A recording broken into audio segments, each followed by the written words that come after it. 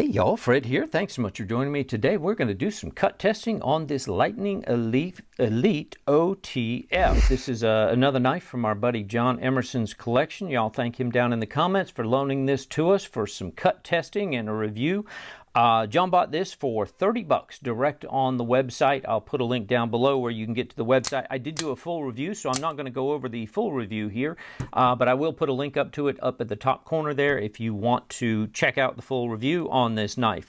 Let's do some quick size comps. We're going to get through this pretty quick just in case you didn't yet see the review. I'm trying to narrow this down to the knives that most people are going to have. The PM2, the Para 3, in this case, both of these are the OKK versions. You can see this knife comes in right in between these two knife sizes, right? So this is a nice medium size knife as far as OTF goes. We'll do a couple more comparisons real quick. The 𝗬𝗶𝗴𝗵𝘁 Vision FG and the good old Ozark Trail D2. It actually comes in between both of these. It is very close to the overall length of the 𝗬𝗶𝗴𝗵 Vision FG. So these are effectively the same length of knife, right? This is a little deceiving. If you could see what I see, you would see the Vision is maybe 1/8 of an inch shorter. It's the ratio, the perspective. I'm at a bit of an angle with the camera.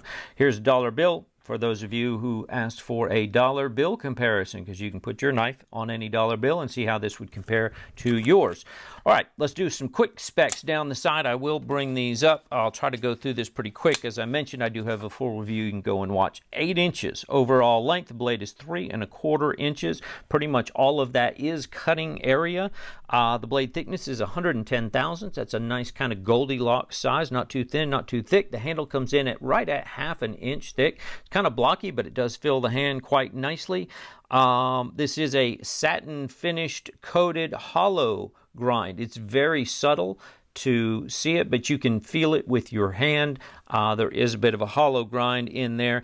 The scales are made of aluminum. Here it feels very solid in the hand. These are well known and have been around a long time, and a lot of people have reviewed these and liked them a lot. This is some kind of 440 steel. They didn't say if it was an A, a B, or a C, so we don't know, and we have no idea what the HRC is going to be on this. Right at 4.1 ounces, certainly plenty easy to carry in the pocket. John got this for 30 bucks, just under 30 bucks on the website. Because this is, you know, kind of a short half hollow grind here, and because I've reprofiled this down to an 18-degree edge that raises the edge up higher into the thicker part of the blade, you're at a 26 thousandths behind the edge. But while we're there looking at it, because I did resharpen it, you can imagine this knife is starting out beautifully sharp indeed. Yeehaw for that. So we're going to give this thing a 10 out of a 10. Let me see what the big issues, I'm trying to, you know, hit the high points on this thing. This is a fantastic OTF for the money. If you want a good, affordable beater OTF that you can count on, this is your knife for 30 bucks. A lot of people have tested these knives. They've held up really well to abuse. The blade play on this thing is no worse than any other OTF out there, with the exception of the new like $500 Microtechs, I think they are, that are the zero blade play. But the very minimal play on here. And again, absolutely no worse whatsoever than every other OTF out on the market, including very expensive ones. The button is extremely well done on this. I've had a couple of other OTFs that have been really hard to push. This is the perfect balance of not too... It doesn't take too much pressure. It doesn't take too little pressure. You're not accidentally going to fire this thing, but it also doesn't hurt your finger. And unlike some of the Microtechs, the button, I guess, jimping or steps that they've cut into this thing is the perfect amount of traction without tearing up your thumb. I had another Ultratech that was just, it tears up your thumb every time you push it in and out. It's just too sharp on the button there. Anyhow, feels solid in the hand. The overall size is about perfect. They have tons of different variations, different colors, lots of different blade styles and designs. So with that being said, let's jump over to the table and start some cutting.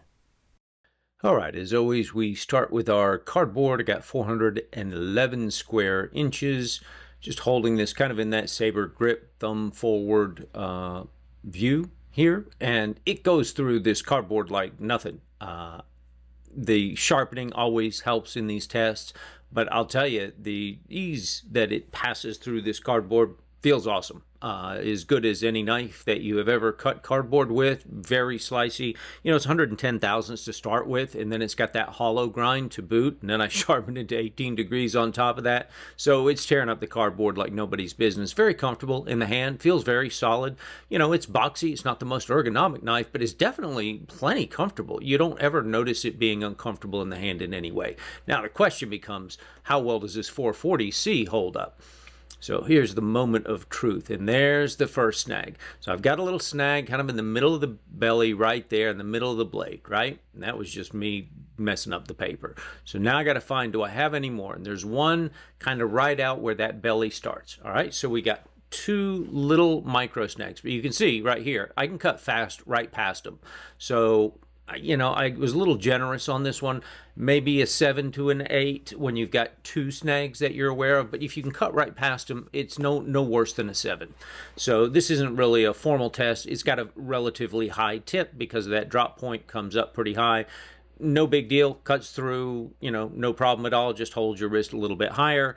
You know, this isn't what that's made for, but does that, no problem at all. So we've got our new reinforced hose. It's kind of that flexi PVC stuff, and you can see great bite into this hose. I was very pleasantly surprised at how easy that little bit of a round belly just cuts right through that plastic. And this is a fairly hard plastic, not huge. You can see, you know, for yourself the size of it.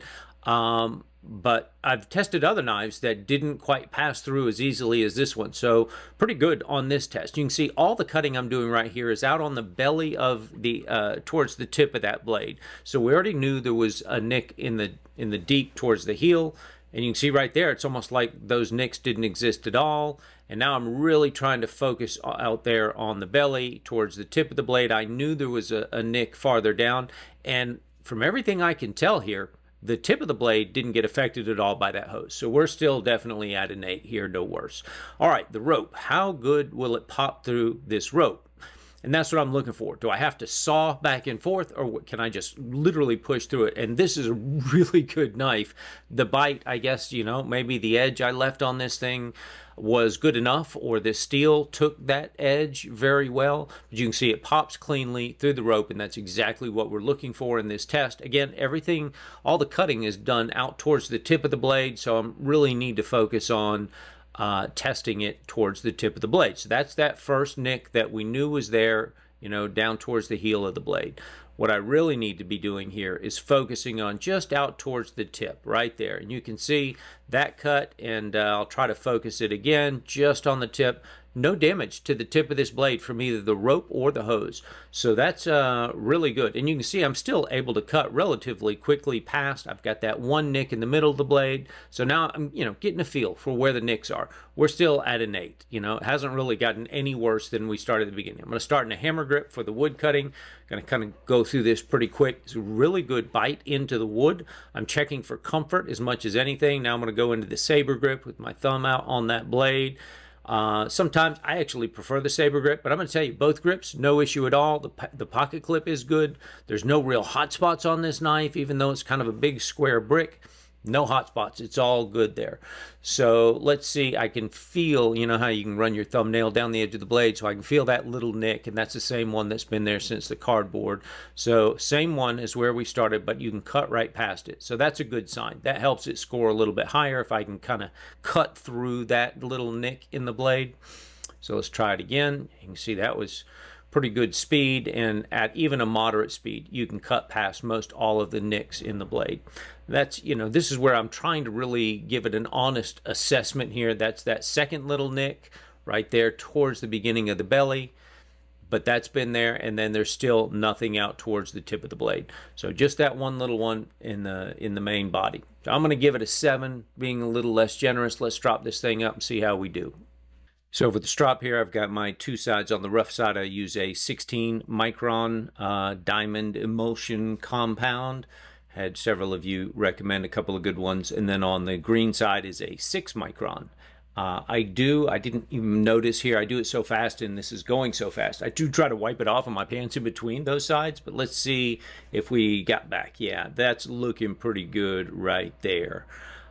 That's what we're looking for, and that's kind of what you'd expect out of a 440. I'm going to guess this is a 440C based on how well this edge actually held up through this test compared to so many other knives, but easily strops back to a 10 out of 10. All is good with the world once again. Let's bring up our test and bring this thing on home. So again, apologies as always. I know you can't probably read everything on the screen. Oh, this is the version that doesn't have the prices all the way across. I'm sorry. I'll have to make sure the next one does have that. This is on the far right side. The blue is what we're looking at. So this is the Lightning Elite OTF. Our buddy John loaned it to us for testing and review. He paid $30 for it. It said it was a 440 steel, but didn't specify. I'm going to guess it was a 440C. Based on the way it performed here today. If it was a good 440C, properly heat treated and all that, then Knife Steel Nerds would rate the edge retention on this knife at 4.5. Now that's worth noting for just a quick second here. A 4.5 score from Knife Steel Nerds. That means 440C is better than 14C28N, better than Nitro V, certainly better than 8CR13. It's equivalent to 9CR18. It's equivalent to AR-RPM9. It's the same thing as VG10. Again, just the same thing in terms of edge retention scores. Even like XHP 154CM, CPM 154, even 3V is a 4.5. So 440C is nothing to sneeze at. I know everybody turns their nose up at it like it must be some crap steel, but back in the day, this was the greatest thing going, right? And we got pretty darn good performance out of it. So I did sharpen it, as I mentioned, 18 degree, started 10 out of a 10, 411 square inches of cardboard. I had those two little nicks in the blade that were micro nicks, like you could cut right past them if you cut fast. So I rated that an 8 out of 10. We did our 5 hose cuts plus a little extra chopping. That made no difference out there on the belly of the blade that we were cutting, so we're still at an 8 after that. We did 10 or 11 rope cuts. Made, again, no difference to the belly. Excellent rope cutting. Really good pop. It didn't even take a lot of force to pop through that rope, which means a really good bite on the edge of that. And so we're still out of it, 8 out of a 10 after all that. The wood, you know, bearing down a couple of different ways. We'll talk about the ergonomics here in a minute. It did make it maybe a little less dull. That's really questionable. It didn't really perform much worse than it did after the other test, but I gave it a 7 out of 10 just because, well, it must be a little worse off, right? That's not entirely fair, but there you go. That's what I gave it. You can call it an 8. I don't care what you call it. Normal stropping, did 20 strokes per side, as I just said, got it back to a 10 out of 10, which is what you'd expect. I'm going to call this pretty good performance for a 440 steel. I'm sure sharpening helped. It always does. Easy cutting through the cardboard, like I mentioned, no problem at all. Excellent rope pop with no damage after cutting the rope. And that sisal rope usually is pretty hard on an edge too. The ergonomics of the knife, it's a blocky square brick, right? But the edges are nicely rounded off. It feels very solid in the hand. It fills the hand nicely, and I think that helps a lot. The pocket clip was fine, had no issues with that. Good action, you know, I talked about that at the beginning of the video. That's always a part of it. Very comfortable, fun, easy to use. You know, average wobble of the blade, which is what you get with OTFs. The button to me is perfect in every way compared to the OTFs that I've tested, and it was super easy to strop back. It just didn't get much worse than a 7 or an 8 after all those tests. And think of all the knives that we have tested that have had, you know, supposedly much better steels that have done a heck of a lot worse. So I'm going to say this is a pretty impressive test. This is way better than what I expected, certainly. So in terms of edge retention, I'm going to give it a 7.5 because it was somewhere between a 7 and an 8 by the end of those tests. So I'm going to call it edge retention 7.5. EDC, I'm giving it a 7. And the reason for that is I don't usually carry OTFs. It's just not my particular style. This would be one that I would carry. I mean, if I wanted an OTF that I was going to carry around as like a daily user, this would probably be the one for all the reasons that I've mentioned. I'm just not a huge OTF guy. But again, far better performance than I think any of us expected probably out of this knife with an unknown 440 steel. So yeehaw for that, y'all. It is what it is. That's what I always say, right? You know, I just show it and you guys can decide for yourselves how you would rate it after each of those tests. I think it's a fantastic knife. I'm so happy John loaned it to me. I'd heard so much about him. I always wanted to get my hands on one just to try it out and see what it was all about.